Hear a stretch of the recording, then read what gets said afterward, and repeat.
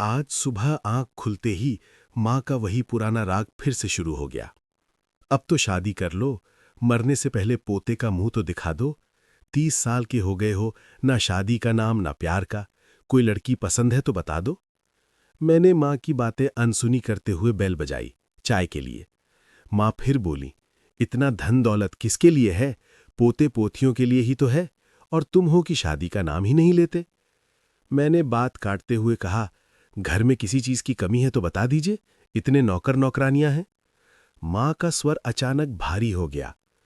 नौकर कितने भी हों, लेकिन यहां कोई अपना नहीं है जिसे अपना कह सकें। तभी सुलोचना कमरे में चाय लेकर आई, मेरे लिए शक्कर वाली और मां के लिए बिना शक्कर की। मां ने पूछा, बच्चों को पैसे भेज दिए? सुलोचना बोली, जी मां जी, भेज दिए। तभी दूसरी नौकरानी लक्ष्मी आ गई, पूछने की खाने में क्या बनाना है। मां ने कहा, इसे कढ़ी चावल पसंद है, वही बना दो। मेरे लिए दाल रोटी। ये कहकर मां और बाकी नौकरानियां चली गईं। मैंने चैन की सांस ली। दरअसल हमारे यहां नौकरानियां बहुत थीं, लेकिन सुलोचना और लक्ष्मी खास थीं। सुलोचना के 2 बेटे थे, एक 3 साल का, दूसरा 5 साल का। उसकी शादी बहुत कम उम्र में हो गई थी। पति गुजर चुका था। बच्चे नानी के यहाँ रहते थे। सुलोचना यहाँ काम करती और तनख्वाह मिलते ही बच्चों को भेज देती। लक्ष्मी की अभी शादी नहीं हुई थी। एक दिन मां तीर्थ यात्रा पर गईं। उनका मानना था कि तीर्थ से लौटकर ही मेरी शादी होगी। उसी दौरान एक सुबह मैं तेज बुखार में तप रहा था। सुलोचना चाय लेकर आई, मुझे देखकर घबरा गई। साहब, आपकी तबीयत ठीक नहीं लग रही, मैं डॉक्टर बुला देती हूं। डॉक्टर आया, दवा दी और कहा, वायरल फीवर है, 2-3 दिन लगेंगे, बस आराम कीजिए। दवा लेकर मैं सो गया। रात करीब 8 बजे आंख खुली तो देखा सुलोचना कुर्सी पर बैठी है। मैंने कहा, तुम यहां क्यों बैठी हो?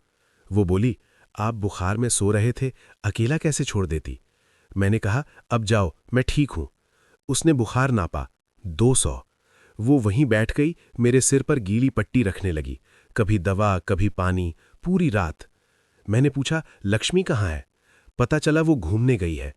रात 2 बजे के बाद मुझे नींद आ गई। सुबह आंख खुली तो सुलोचना अब भी वहीं थी। मैं उस पर नाराज हो गया। 24 घंटे से बैठी हो, खुद बीमार पड़ जाओगी। वो बस इतना बोली, जब तक आप ठीक नहीं हो जाते मैं नहीं जाऊंगी। उसी पल मेरे मन में एक अजीब सा विचार आया। माँ बार बार शादी की बात करती थी और मैं टालता रहता था, लेकिन आज पहली बार लगा, अगर मैं बीमार पड़ जाऊं, माँ बूढ़ी हो जाए, तो मुझे, माँ को और इस घर को संभालने वाला कौन होगा? सुलोचना को देखकर लगा ये सब संभाल सकती है। न मन में ये आया कि वो विधवा है, न ये कि उसके 2 बच्चे हैं। मैंने तय किया कि अगर वो राजी हुई तो बच्चों को अपना नाम दे दूंगा। माँ लौट आई, मैंने उन्हें सब बता दिया। माँ भड़क गईं, 2 बच्चों की माँ, वो भी विधवा, ये सोच तुमने कैसे लिया? लेकिन मेरी जिद के आगे माँ की एक न चली। सुलोचना भी बहुत मना करती रही, मगर माँ के कहने पर मान गईं। सादे समारोह में हमारी शादी हो गई। कुछ लोगों की नजरें और हंसी मैं साफ देख रहा था। फिर वो रात आई, सुहाग रात।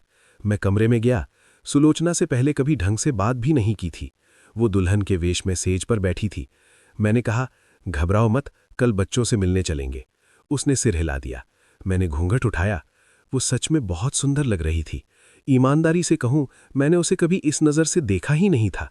जैसे जैसे मैंने उसे छुआ, वो सिमटती चली गई और फिर मेरे सीने से लगकर अपना सिर मेरी गोद में रख दिया। हम दोनों एक दूसरे में खो गए। लेकिन जब होश आया, मैं बिस्तर देखकर सन्न रह गया। वो पूरी तरह लाल हो चुका था। मैं सुलोचना को देखता रहा, वो भी मुझे देखती रही। दर्द के बीच भी एक अनजाना सा सुख था जो हम दोनों पहली बार महसूस कर रहे थे। मैंने पूछा, ये सब क्या है? वो बोली, मैं कुंवारी हूं और वो तो आपने देख ही लिया। बहुत बार बताना चाहा लेकिन मौका नहीं मिला। आप तो बच्चों को अपनाने तक को तैयार थे। आपकी इज्जत मेरे लिए भगवान से भी ऊपर है। मैं स्तब्ध रह गया। मैंने पूछा, तो ये बच्चे तुम्हारा विधवा होना? आगे की कहानी जानने के लिए अगला भाग देखना ना